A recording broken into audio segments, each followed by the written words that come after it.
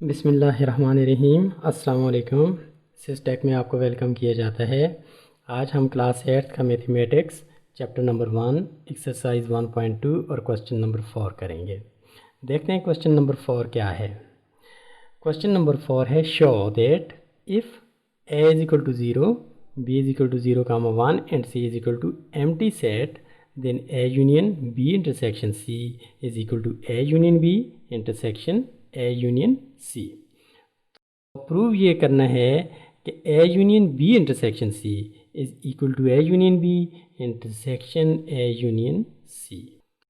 Question को divide करते हैं जैसे हम करते होते हैं। इस साइड को हम करेंगे left hand side,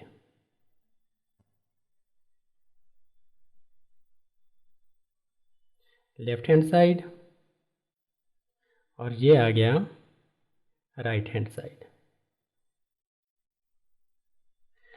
left hand side को देखते हैं हम। लेफ्ट हैंड साइड में a union b intersection c, तो इसको फ़िलहाल अपने जहन से निकालें और इसकी बात करें b intersection c। b intersection c means b के एलिमेंट्स हैं 0, 1, इंटरसेक्शन c के एलिमेंट है हमारे पास नथिंग, नल सेट है। तो हमें पता है कि intersection means common elements. Intersection mean common elements, दो सेटों के या दो से ज़्यादा कॉमन एलिमेंट्स। देखते हैं ज़रा कि दो सेटों के कॉमन एलिमेंट्स कौन से हैं। 0 है, इसमें नहीं है। इधर 1 है, इधर 1 है, लेकिन इसमें नहीं है। ये सिर्फ हमारे पास एक कॉमन चीज़ है। आपको ये भी पता है कि हर सेट का सबसेट एम्प्टी सेट भी होता है। ठीक है जी, तो एम्प्टी सेट है यानी नथिंग कॉमन, तो ये हमारे पास आ गया empty set. So b intersection c is equal to empty set. अब जाते हैं a union B intersection c. A हमारे पास है 0 और b intersection c empty set, तो चलें लिखते हैं a union B intersection c is equal to, a की वैल्यू आ गई हमारे पास 0,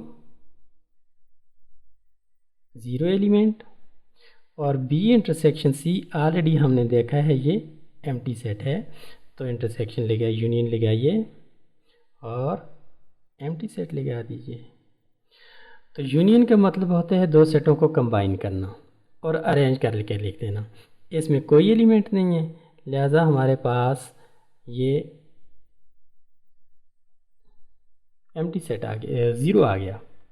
तो left hand side is equal to सिर्फ 0 एलिमेंट। अब ज़रा जाते हैं राइट हैंड साइड पे। राइट हैंड साइड पे हमारे पास है ए यूनियन बी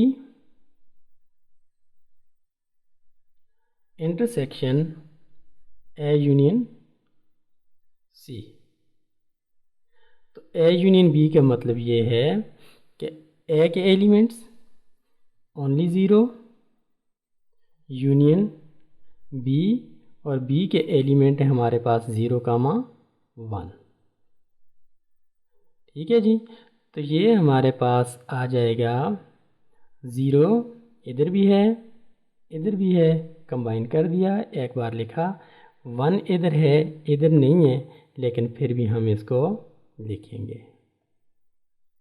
ठीक जी, तो ये आ गई हमारे पास ए यूनियन बी की वैल्यू। अब हम करते हैं ए यूनियन सी।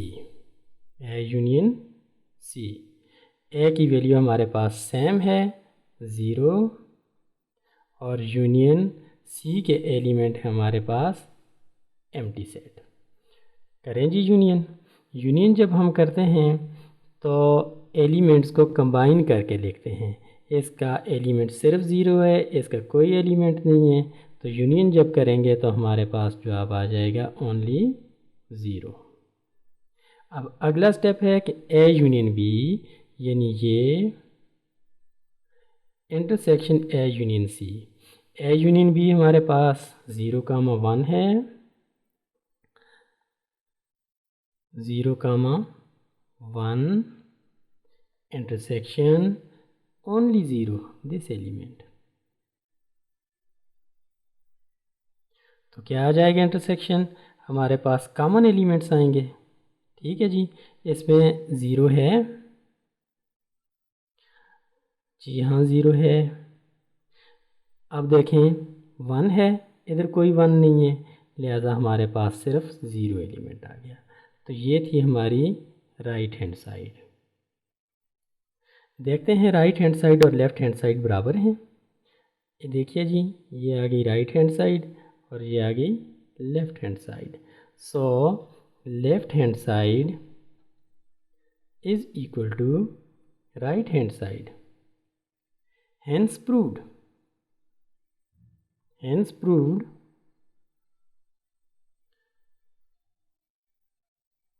कि A यूनियन B